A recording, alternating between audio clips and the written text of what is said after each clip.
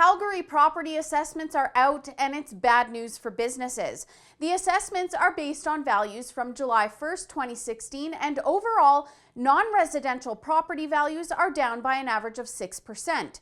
The city has what they call a revenue neutral calculation that it uses to determine how much businesses will pay.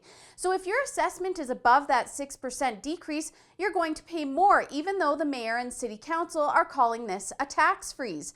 That sounds like relief in a time businesses are closing their doors because they're being hit hard by increase after increase, including the carbon tax and mandatory minimum wage hikes. But it's not really giving businesses a break when some are paying thousands of extra dollars a month anyways. Part of the issue is that office space properties in the core have gone down the most compared with any other business land in the city. Business values are down by about $3.8 billion, and that leaves a $50 million hole to fill. The city won't be making any money from businesses that are paying more, but the problem is that they can't run a deficit and they have to make the money up somehow, so they're kicking businesses while they're already down.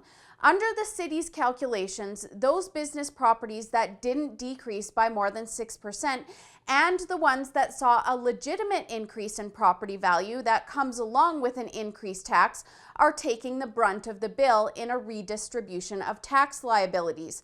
Greater than 3,500 businesses will see a double-digit increase on their bills, while over 1,000 will see a 30% increase. So businesses are now either affected through an increased property value or the decrease in downtown property value.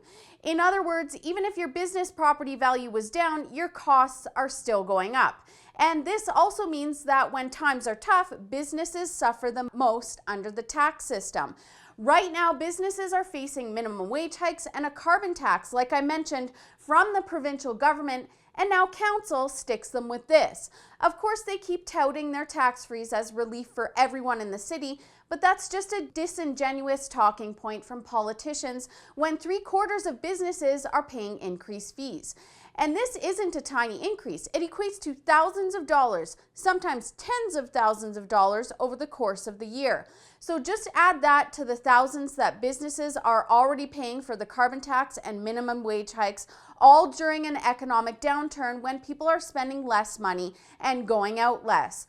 Overall, this is just another example of unfair and bad government policy that picks and chooses winners and losers, and one more government policy that gets in the way of businesses. For the Rebel.media, I'm Holly Nicholas. Thanks so much for watching. Did you know that for just $8 a month, you can still have access to our free content and our full shows with a premium membership? Click the link to the side for all of the details and sign up today.